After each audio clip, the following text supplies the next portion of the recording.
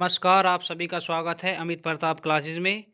तो आज की क्लास करंट अफेयर की है। कुछ दिनों से आपकी क्लास नहीं हो पा रही, तो अब रेगुलर आपकी क्लास होगी। तो आज का पहला क्वेश्चन है आज का।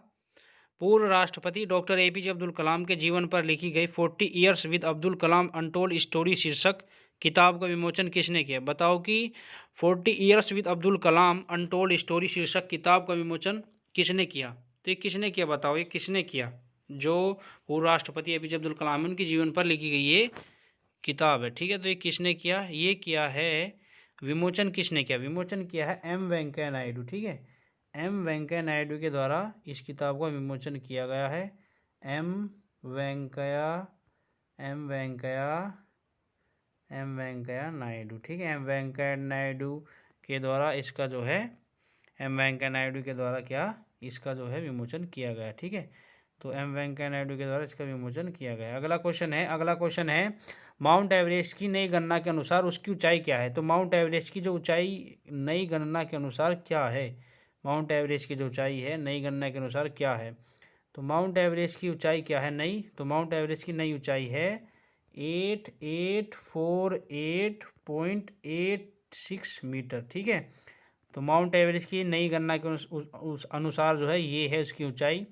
और जो इसकी पुरानी जो ऊंचाई थी वो थी इसकी, वो कितनी थी? 8848 मीटर, ये इसकी पुरानी ऊंचाई थी। ठीक है, अब थोड़ा हम जान लेते हैं कि ये ऊंचाई किन के द्वारा तय की गई है। तो ये नेपाल के द्वारा और चीन के द्वारा अलग अलग ऊंचाई तय की गई है। ठीक है, नेपाल और चीन के द्वारा अलग अलग ऊंचाई ये तय की गई है। तो ये जो माउंट एवरेस्ट है इसके बारे में जान लेते हैं कि इसका इतिहास क्या है माउंट एवरेस्ट का।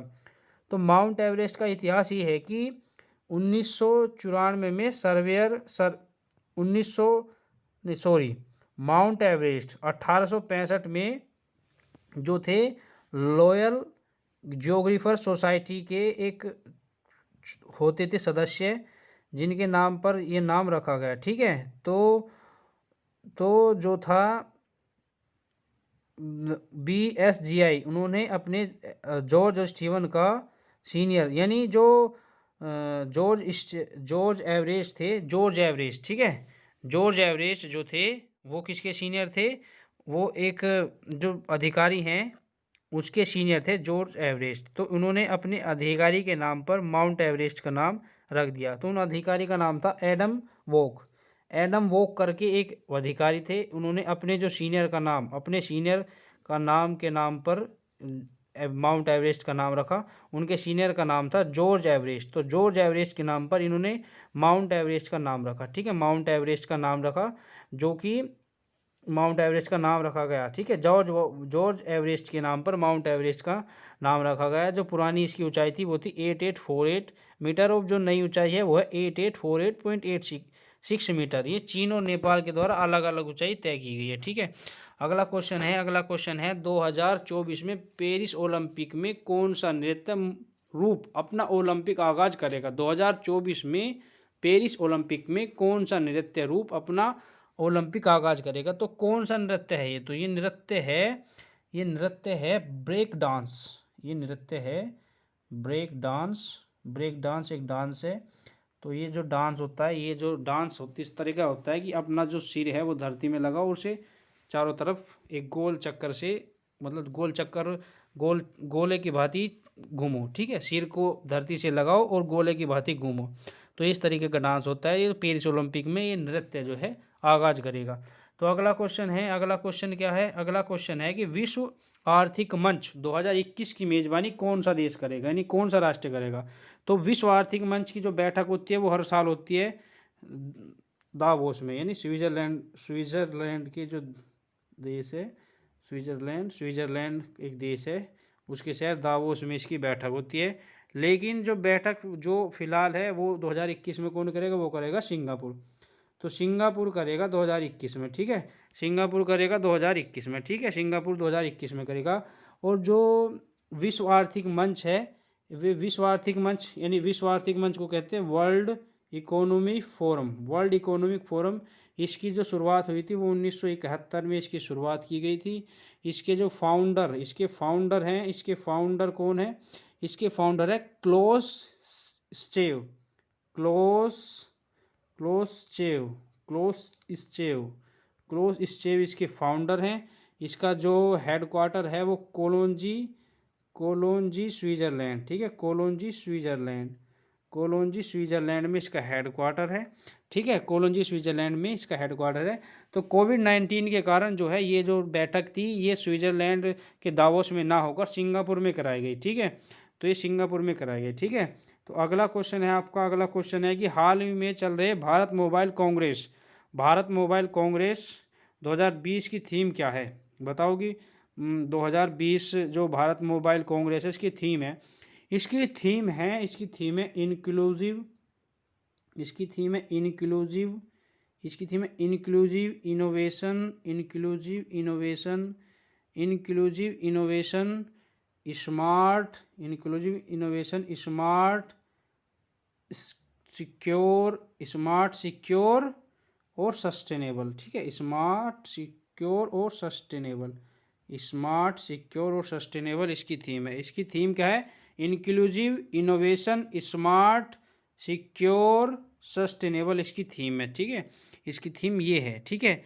तो ये क्या है, मतलब ये मोबाइल कांग्रेस 2020 हमने बता दिया कि थीम है, तो ये क्या है, ये जो है एक 5G, मतलब अब फिलहाल हम 4G यूज कर रहे हैं, तो 2021 में 5G आने की जो 5G आएगा इसकी ऐसी संभावना जताई जा रही है। तो ये उसी के लिए है कि कौन सी कंपनी सबसे आगे चल रही है, तो इसमें सबसे आगे जो चल रही है 5G में इसमें जियो चल रही है।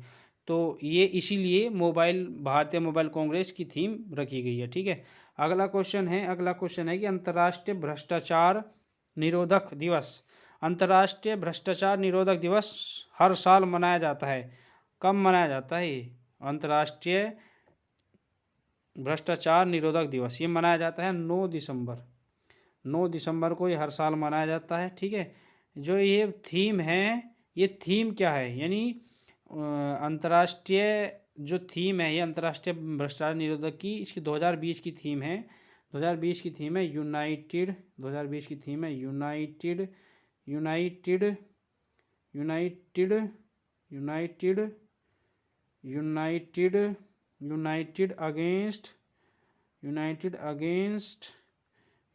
अगेंस्ट करप्शन,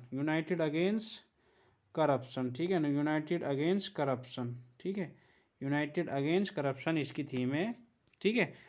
ये जो अंतर्राष्ट्रीय भ्रष्टाचार निरोधक दिवस है ये जो 9 दिसंबर को मनाया जाता है, इसकी थीम है यूनाइटेड अगेंस्ट करप्शन, ठीक है। अगला क्वेश्चन है, किस देश ने हाल ही में अपने HL2M रिएक्टर को शुरू किया, जिसे कृत्रिम सूर्य भी कहा जाता है, किस देश ने यह शुरू किया, तो ये किस देश ने शुरू किया, कृत्रिम सूर्य जो HL2M है, ये रिएक्टर किसने शुरू किया, ये रिएक्टर शुरू किया गया चाइना के द्वारा, चीन ने शुरू किया गया। इसका जो तापमान है सूर्य के तापमान से 10 गुना है, यानी 10 गुना ज़्यादा है सूर्य के तापमान से, ठीक है, इसका तापमान। तो ये जो रिएक्टर है चीन के द्वारा किया गया है, ठीक है। अगला क्वेश्चन है भारतीय प्रवासी दिवस NRI, जिसे हम कहते हैं NRI, नॉन रेजिडेंस इंडियन, ठीक है, भारतीय प्रवासी दिवस ये कब मनाया जाता है, बताओ भारतीय प्रवासी दिवस।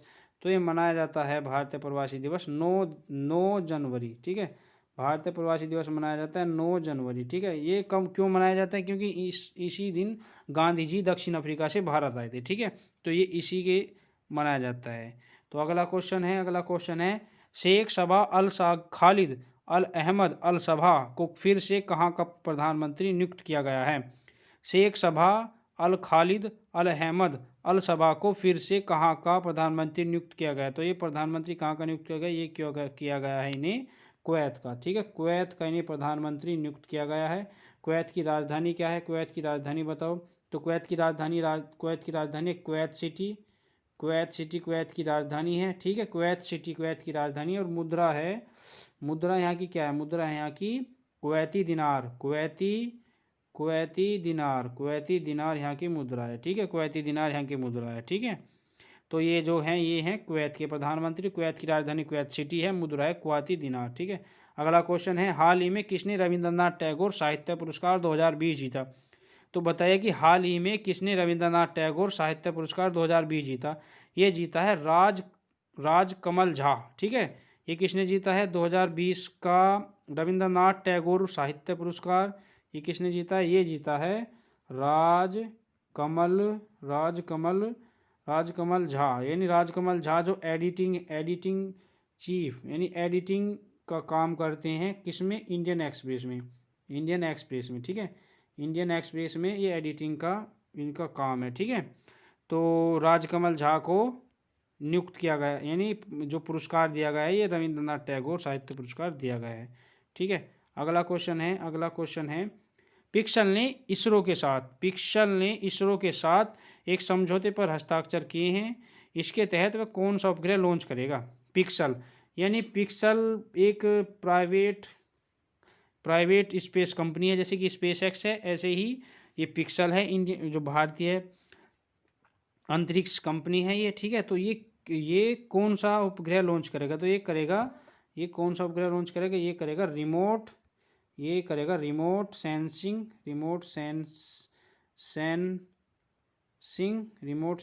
उपग्रह, ठीक है, रिमोट सेंसिंग उपग्रह ये लॉन्च करेगा, ठीक है, रिमोट सेंसिंग उपग्रह ये लॉन्च करेगा। यानी पिक्सल जो है ये भारत की पहली प्राइवेट स्पेस कंपनी है जो इसरो के साथ मिलकर एक हस्ताक्षर किए गए। तो एक किसके तहत उपग्रह लॉन्च करेगी? तो रिमोट सेंसिंग।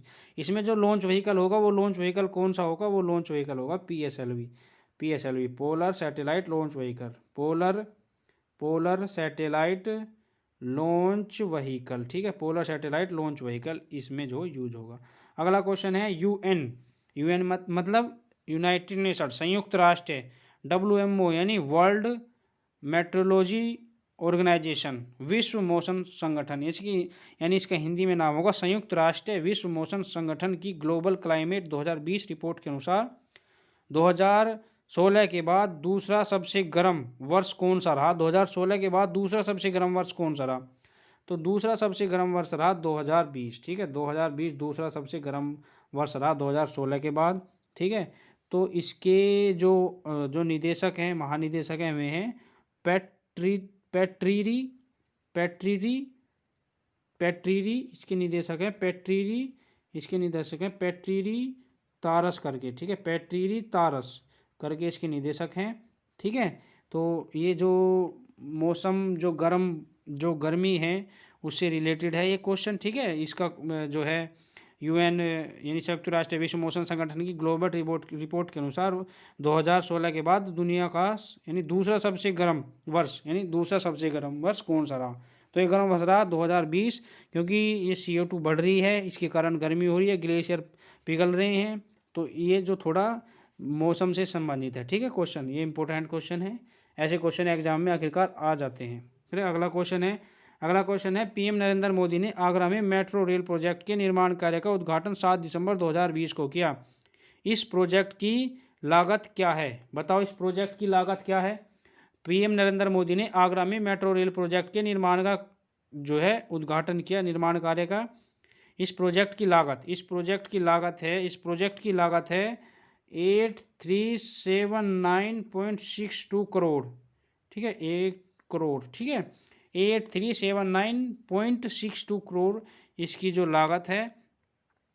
और ये कितनी लंबाई का होगा? ये लंबाई इसकी होगी 29.5 किलोमीटर, ठीक है, 29.5 किलोमीटर। तो ये जो है ऐतिहासिक जो टूरिस्ट जो प्लेस है उनको जोड़ेगा ये मेट्रो स्टेशन, ठीक है, मेट्रो रेल जो ये जोड़ेगी, ये टूरिस्ट प्लेसों को जोड़ेगी, ठीक है। ये नरेंद्र मोदी के द्वारा आगरा में इसका उद्घाटन किया गया। तो अगला क्वेश्चन है सशस्त्र सेना दिवस कब मनाया जाता है? सशस्त्र सेना झंडा दिवस ये मनाया जाता है। क्यों मनाया जाता है? तो ये एक्स सर्विसमैन के हित के लिए मनाया जाता है। सशस्त्र सेना दिवस कब मनाया जाता है? ये तो मनाया जाता है ये 7 दिसंबर, ठीक है। यहाँ पे जो मैंने जो कर दिया है सशस्त्र सेना दिवस, तो यहाँ पे होना था सशस्त्र सेना झंडा दिवस। तो मैं क्षमा चाहता हूँ क्योंकि मैंने यहाँ पे झंडा शब्द को ख़त्म कर दिया है। तो इसका जो पूरा ये उत्तर है, यानी पूरा जो क्वेश्चन है ये क्वेश्चन ऐसे होगा कि सशस्त्र सेना झंडा दिवस, और यहाँ पे झंडा मैंने लिखा नहीं, तो मैं इसके लिए क्षमा चाहता हूँ। तो यहाँ इसका क्वेश्चन होगा सशस्त्र सेना झंडा दिवस। तो ये मनाया जाता है 7 दिसंबर को। क्यों मनाया जाता है? एक्स सर्विसमैन के हित के लिए मनाया जाता है, ठीक है। अगला क्वेश्चन है, अंतर्राष्ट्रीय नागरिक उड्डयन दिवस मनाया जाता है, तो अंतर्राष्ट्रीय नागरिक उड्डयन दिवस कब मनाया जाता है बताओ। तो ये मनाया जाता है 7 दिसंबर को, ये भी 7 दिसंबर को मनाया जाता है अंतर्राष्ट्रीय नागरिक उड्डयन दिवस। अगला क्वेश्चन है, भारतीय रिजर्व बैंक आरबीआई ने आरटीजीसी सुविधा कब से शुरू की है। यानी आरटीजीसी एक सुविधा है, जैसे कि हम एनईएफटी करते हैं और हम कोई भी नेट बैंकिंग यूज करते हैं, तो उसी तरह आरटीजीएस भी है। इसकी फुल फॉर्म है रियल टाइम, इसकी फुल फॉर्म क्या है आरटीजीएस की, इसकी है आर माने रियल, टी माने टाइम, जी यानी ग्रॉस सेटलमेंट। तो इसकी फुल फॉर्म है real time gross settlement. Real time gross settlement important, क्योंकि एग्जाम में एसएससी के में पूछा गया आरटीजीएस की फुल फॉर्म बताइए।